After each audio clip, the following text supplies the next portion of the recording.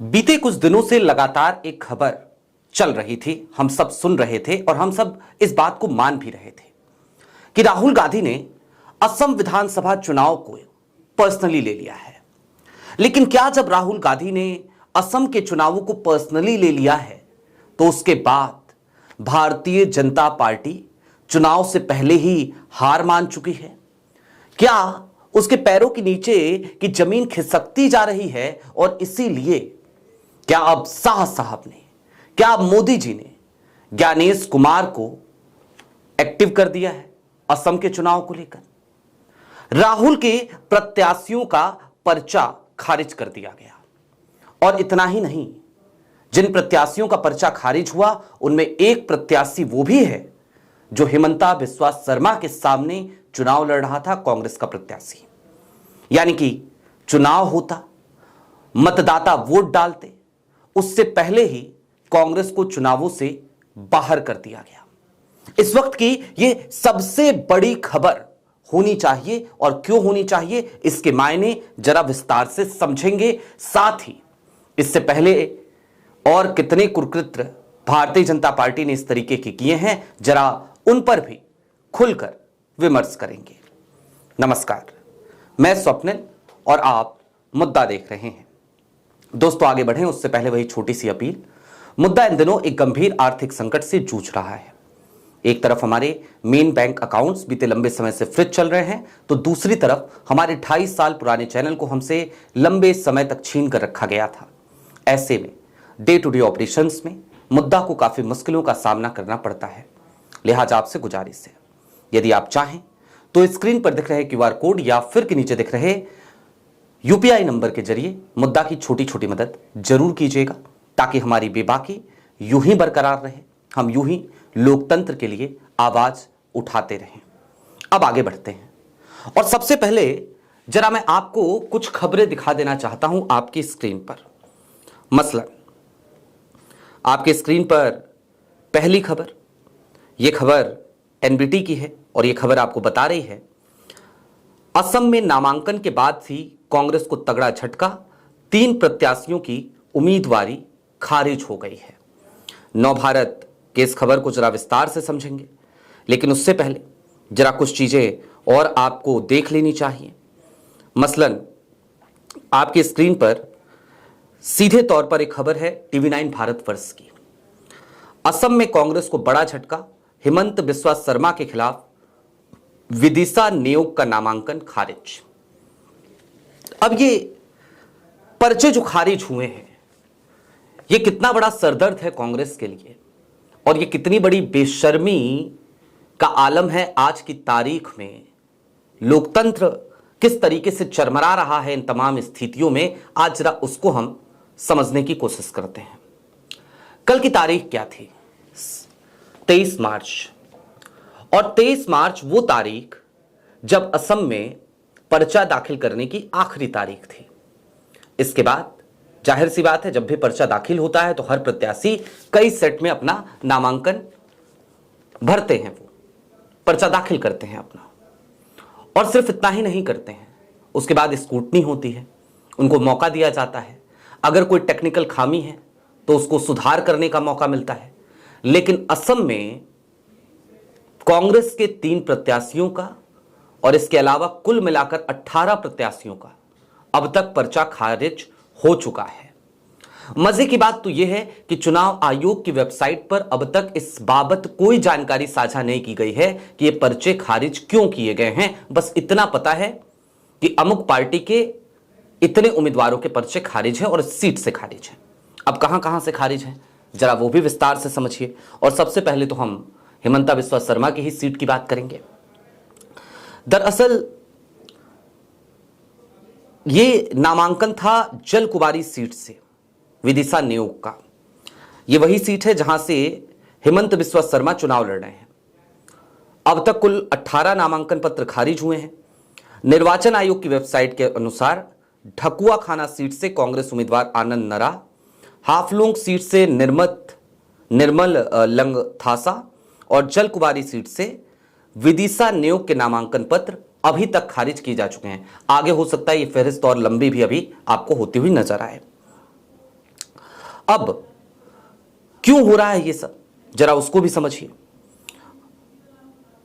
दरअसल इन सब के पीछे जड़ वही है, राहुल गांधी, और राहुल गांधी का असम के चुनाव को पर्सनली ले लेना। लेकिन राहुल गांधी ने असम के चुनाव को अगर पर्सनली लिया तो क्यों लिया होगा? याद कीजिए आप, हिमंता बिस्वा शर्मा जब से कांग्रेस से अलग हुए, वो लगातार किस तरीके की भाषा का इस्तेमाल राहुल गांधी के लिए, गांधी परिवार के लिए करते हैं, किस तरीके के हमले वो करते हैं, किस तरीके के अनर्गल आरोप वो लगाते हैं। उनका बस चले तो वो राहुल गांधी को पाकिस्तान का नागरिक भी करार दे देंगे। राहुल गांधी के भरोसेमंद नेता है तरुण गोगोई के बेटे गौरव गोगोई, उनको पाकिस्तानी एजेंट बताने में भला कौन सी कोर कसर छोड़ी है हिमंता बिस्वा शर्मा ने। राहुल गांधी के एक और बड़े काबिल नेता है, बड़े भरोसे के नेता हैं, उनका नाम है पवन खेरा। उनको लेकर भी हालिया दिनों में क्या बयान दिया था इन्होंने? सीधे तौर पे कहा था कि चुनाव के बाद हो सकता है पवन खेरा को जेल भेज दें।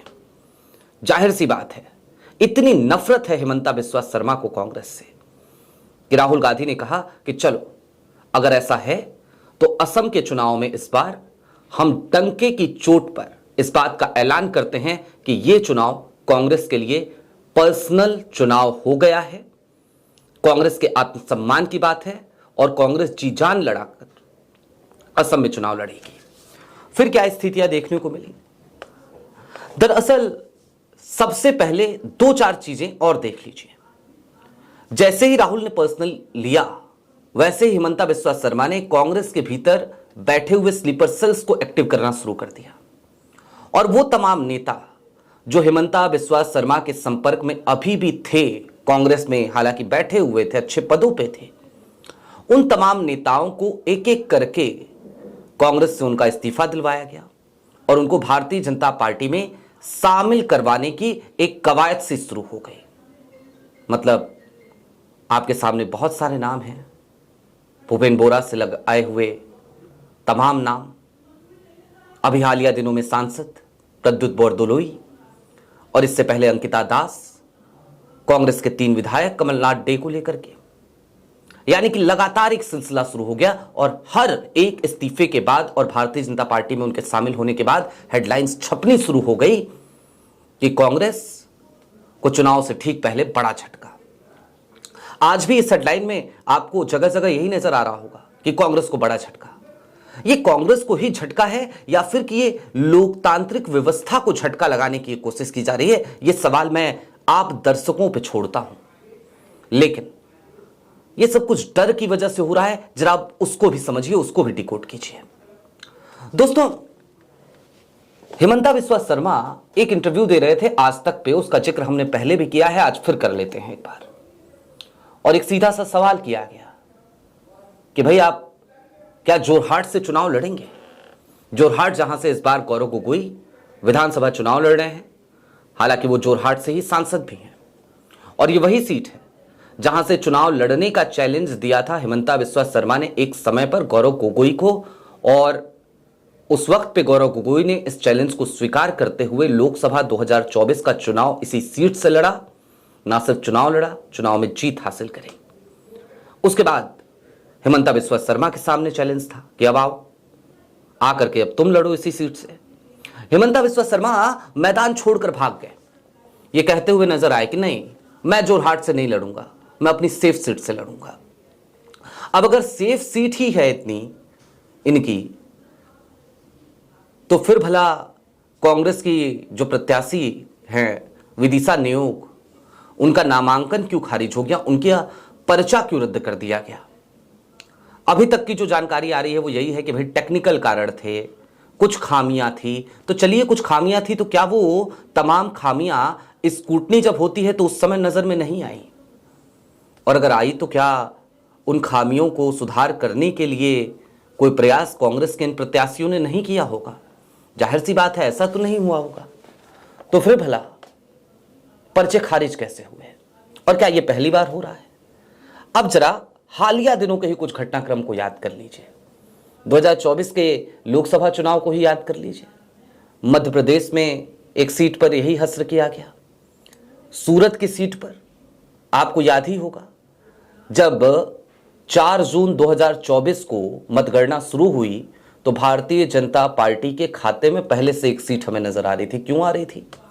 क्योंकि सूरत के प्रत्याशी का पर्चा वापस करवा दिया गया और तमाम जो और भी प्रत्याशी थे वहां से उनका पर्चा वापस करा दिया गया और लोकसभा चुनाव में निर्विरोध एक सीट पर भारतीय जनता पार्टी जीत हासिल कर लेती है। अभी बिहार के चुनाव में राजद के कैंडिडेट्स के पर्चे खारिज होते हुए हमें नजर आए, जिसके बाद हमने देखा कि राजद ने निर्दलीय प्रत्याशियों को समर्थन देना शुरू किया। लेकिन ये सारी नौबत क्यों आती है आखिरकार? क्यों होता है ये सब कुछ? और अगर ये विपक्ष के साथ होता है तो भारतीय जनता पार्टी के साथ क्यों नहीं होता है? सवाल वहां पर भी है। आज की तारीख में जितने पर्चे खारिज हुए हैं असम में, ये तमाम विपक्ष के लोग हैं। उनके पर्चे हैं 18 के 18। झारखंड मुक्ति मोर्चा का पर्चा है, अपनी जनता पार्टी का पर्चा है, एनडीए का, भारतीय जनता पार्टी का या फिर कि उसके सहयोगी यानी एनडीए के किसी घटक दल का कोई पर्चा अब तक खारिज होने की कोई सूचना नहीं है। और जिनका खारिज हुआ है उनका कारण वेबसाइट से चुनाव आयोग की पता नहीं चल रहा है कि भैया खारिज किया गया तो क्यों किया गया।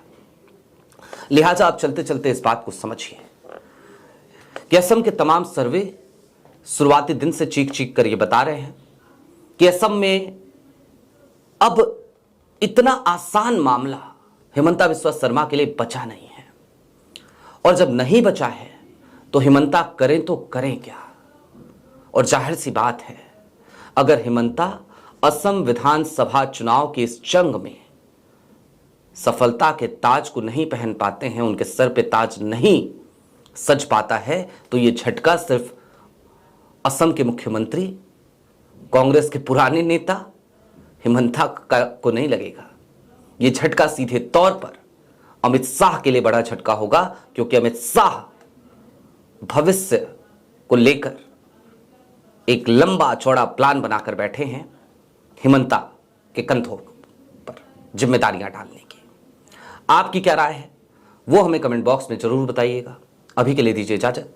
चलते चलते फिर वही अपील, चैनल पर नए हों तो सब्सक्राइब करते हुए जाइएगा, सक्षम हो तो मुद्दा की छोटी छोटी मदद जरूर कीजिएगा ताकि हमारी बेबाकी यूं ही बरकरार रहे। बहुत शुक्रिया।